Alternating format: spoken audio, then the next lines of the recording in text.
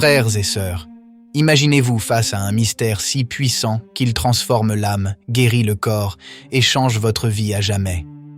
Un secret caché dans quelque chose de petit, apparemment simple, un morceau de pain.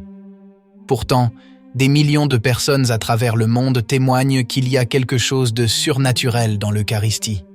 Est-ce seulement un symbole ou un événement réel? Et si je vous disais que la science elle-même a examiné des cas inexpliqués liés à ce sacrement? Restez avec moi jusqu'à la fin, car ce que je vais vous révéler pourrait changer à jamais votre perception de l'Eucharistie. Quand nous pensons à la guérison, la première chose qui nous vient à l'esprit est la prière pour obtenir un miracle physique. Lourdes, Fatima et tant d'autres lieux sacrés sont devenus célèbres pour les guérisons incroyables et inexpliquées qui s'y sont produites. Mais il y a quelque chose que nous sous-estimons souvent. Le plus grand miracle de guérison a lieu chaque fois que nous recevons la communion. L'Église nous enseigne que dans l'Eucharistie, le Christ ressuscité est réellement présent, en corps, sang, âme et divinité. Ce n'est pas une métaphore, mais une réalité qui traverse les siècles. Lorsque nous mangeons son corps et buvons son sang, nous entrons en communion directe avec Dieu lui-même. Et cette union porte en elle un pouvoir qui dépasse notre compréhension humaine. Pour recevoir l'Eucharistie de manière digne et efficace, l'Église nous donne quelques indications fondamentales. Tout d'abord, il faut être en état de grâce. Cela signifie que toute personne consciente d'avoir commis un péché mortel doit d'abord se confesser avant de s'approcher de la communion. Saint Paul nous avertit dans sa première lettre aux Corinthiens « Celui qui mange le pain ou boit la coupe du Seigneur indignement aura à répondre du corps et du sang du Seigneur. » En outre, il est nécessaire de respecter le jeûne eucharistique qui consiste à s'abstenir de nourriture et de boissons au moins 1 heure avant la communion, à l'exception de l'eau et des médicaments. L'attitude intérieure est également fondamentale. Il faut recevoir l'Eucharistie avec dévotion, conscient de la grandeur du don que nous recevons. Comme le disait saint Jean-Marie Vianney, « Si nous connaissions la valeur de la Sainte Messe, nous mourrions de joie. » Enfin, après avoir reçu la communion, il est important de remercier le Seigneur en prenant quelques instants pour la prière et la méditation, car c'est précisément à ces moments-là que nous sommes le plus proches du Christ. Beaucoup restent sceptiques face à ce mystère, mais la science a étudié des cas surprenants de miracles eucharistiques. Des analyses effectuées sur des hosties consacrées qui ont commencé à saigner révèlent des détails incroyables.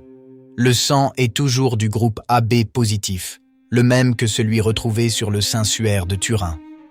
Non seulement cela, mais les analyses histologiques ont montré que le tissu présent dans certaines de ces hosties est du muscle cardiaque, précisément le myocarde d'un homme en état de souffrance. Comment expliquer tout cela? Aucune manipulation humaine ne pourrait produire de tels résultats. C'est une preuve irréfutable que ce qui se passe dans l'Eucharistie n'est pas seulement symbolique, mais bien réel. L'Église a toujours considéré l'Eucharistie comme un remède pour l'âme, mais aussi pour le corps. Si notre première réaction face à une maladie est souvent de consulter un médecin ou de chercher un traitement, nous pensons rarement que la communion puisse être une source de guérison. Pourtant, l'histoire nous offre d'innombrables témoignages de personnes qui ont expérimenté des guérisons miraculeuses grâce à la Sainte Communion. Sainte Faustine Kowalska, par exemple, souffrait de problèmes pulmonaires. Un jour, en recevant l'Eucharistie, elle ressentit une guérison instantanée. Un autre cas est celui d'Anne Mattingly, une femme qui souffrit pendant 7 ans d'une tumeur incurable. Après une intense neuvaine, elle reçut la communion et, au moment où l'hostie toucha sa langue, elle fut complètement guérie. Des centaines de témoins virent le miracle de leurs propres yeux. L'Eucharistie est le plus grand don que Dieu nous a fait, la présence réelle du Christ parmi nous. C'est un mystère qui défie les limites de la raison humaine, mais qui nous invite à une rencontre intime avec le divin. Si nous comprenions vraiment son pouvoir, nous nous approcherions de l'autel avec émerveillement, révérence et un cœur ouvert, prêts à recevoir la présence vivifiante de notre Sauveur. De nombreux mystiques et saints ont vécu de longues périodes de leur vie en se nourrissant exclusivement de l'Eucharistie. Sainte Catherine de Sienne, par exemple, a vécu pendant des années sans se nourrir d'autre chose que de la Sainte Communion. Comment expliquer cette réalité? Comment un corps humain peut-il survivre sans nourriture si ce n'est par un miracle? N'est-ce pas une preuve évidente que dans l'Eucharistie, nous recevons une nourriture qui dépasse la dimension physique et qui influence également notre réalité biologique? Lorsque nous recevons l'Eucharistie avec foi, nous ne recevons pas seulement un morceau de pain consacré. Nous accueillons le Christ lui-même en nous. Jésus a dit « Celui qui mange ma chair et boit mon sang demeure en moi, et moi en lui. » Cette union avec le Christ est ce qui transforme notre âme, la guérit et la rend capable d'aimer avec la même intensité que lui nous aime. Mais cela ne s'arrête pas là. En recevant l'Eucharistie, nous ouvrons aussi la porte au pouvoir de Dieu dans notre vie. Si le péché a introduit la maladie et la souffrance dans le monde, l'Eucharistie nous ramène à la condition originelle de l'homme, avant la chute. C'est un avant-goût du paradis, un rayon de lumière divine qui pénètre notre existence et nous élève vers Dieu. Mais il y a un point fondamental que nous ne pouvons pas négliger. Pour recevoir réellement le pouvoir de guérison à travers l'Eucharistie, la foi est essentielle.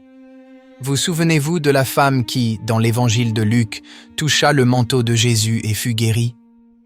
De nombreuses personnes le touchaient, mais seule elle reçut le miracle. Pourquoi? Parce qu'elle croyait de tout son cœur au pouvoir du Christ. La foi est le canal qui permet à la grâce de couler dans notre vie. Ce n'est pas de la magie, mais l'ouverture totale du cœur à la volonté de Dieu. La guérison ne se produit pas toujours instantanément. Parfois, elle prend du temps. D'autres fois, le Seigneur a un plan plus grand que nous ne comprenons pas immédiatement. Mais une chose est certaine, personne qui s'approche de l'Eucharistie avec un cœur pur ne reste le même. Recevoir la communion n'a pas seulement des effets dans cette vie, mais a aussi des répercussions pour l'éternité. Sainte Gertrude affirmait que chaque communion bien reçue bénéficie non seulement à celui qui la reçoit, mais aussi aux âmes du purgatoire. Le saint curé d'Ars disait qu'une communion reçue avec foi vaut plus qu'une grande fortune donnée aux pauvres. La reine de la paix de Medjugorje nous invite à nous préparer à la Sainte Messe au moins 1 heure à l'avance, afin de comprendre la grandeur de ce que nous recevons. Mais il y a aussi un avertissement. Saint Paul, dans sa première lettre aux Corinthiens, nous met en garde. Recevoir la communion de manière indigne conduit à la condamnation. L'Église enseigne que celui qui se trouve en état de péché mortel doit d'abord se confesser avant de pouvoir recevoir dignement l'Eucharistie. C'est un sacrement de grâce, mais s'il est reçu avec un cœur endurci, il peut avoir l'effet inverse. Nous avons vu que l'Eucharistie n'est pas seulement un rite, mais une rencontre vivante avec Dieu, un pont entre le ciel et la terre, une source de guérison et un avant-goût de la vie éternelle. La question est maintenant: comment vivons-nous ce mystère? Le recevons-nous avec la foi nécessaire? Sommes-nous conscients du don immense que le Christ nous a laissé? La prochaine fois que vous vous approcherez de l'autel pour recevoir la communion, faites-le en pleine conscience. Ouvrez votre cœur, demandez avec foi et laissez le pouvoir de l'Eucharistie transformer votre vie. Car ce que vous venez d'entendre n'est pas une théorie, mais une réalité. Une réalité qui n'attend que d'être vécue. Faites-nous savoir dans les commentaires ce que vous en pensez et n'oubliez pas de vous abonner à la chaîne pour ne pas manquer les nouvelles vidéos et rejoindre notre communauté de foi et de prière. Que Dieu nous bénisse tous.